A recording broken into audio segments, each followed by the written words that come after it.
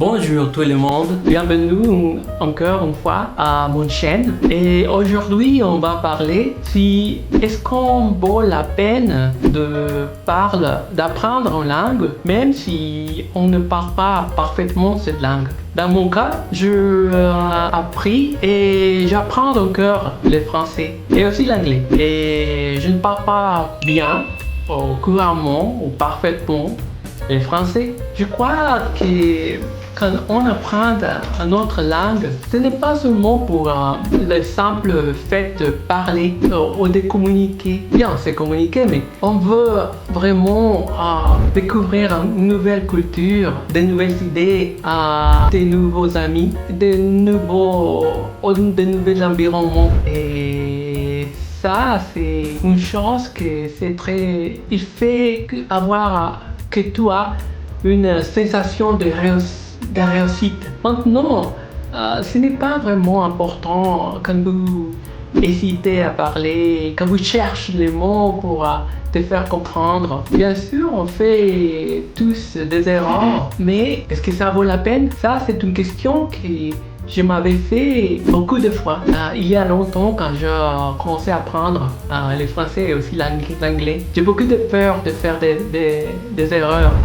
J'ai beaucoup de peur de parler avec des autres gens. Mais vraiment, attendre d'être parfait.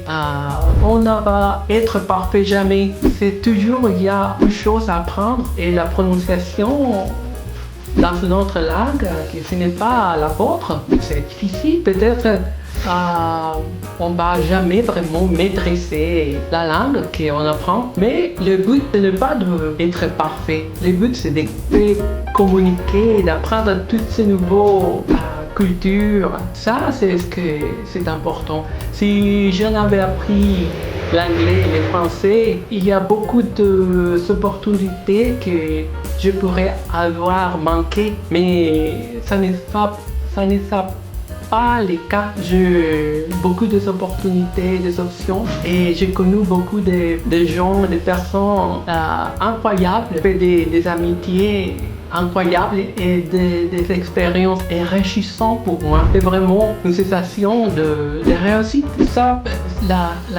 c'est pourquoi je pense que ça vaut la peine, beaucoup, 1000 fois ça vaut la peine. Même j'ai commencé cette série de vidéos pour me faire sortir de ma zone de confort et parler et m'exprimer. Comme ça, je peux m'améliorer. Ici où j'habite, comme j'avais dit avant, il n'y a pas beaucoup de personnes avec qui je peux pratiquer. Mais avec ces vidéos que je fais, je peux pratiquer. Et je crois que quand on se bat avec la peur qu'on sente avant de parler avec quelqu'un ou de faire une vidéo ou faire un entretien de travaux, quand on se bat avec ça et on les fait, même si l'expérience est mal ou mauvaise, on apprend tous les processus d'apprendre. C'est plein de fautes. Mais ça, les fautes qu'on fait, les erreurs qu'on fait, ça c'est les professeurs, ça c'est l'escalier pour s'améliorer petit à petit. Un petit peu chaque fois. Maintenant, ça, ce que je veux partager avec vous, mes expériences avec la langue française, anglaise, avec l'espagnol.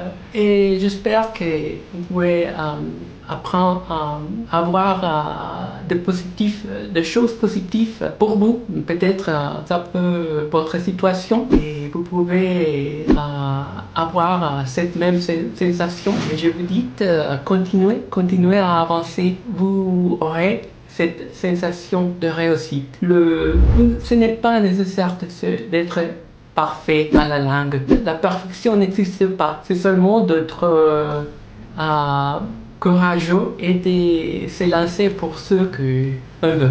Bon, j'espère que vous avez aimé cette petite réflexion, ce petit sujet. Si vous l'aimez bien, n'oubliez pas de la petite pouce en l'air, relayez cette vidéo et à la prochaine fois. Au revoir.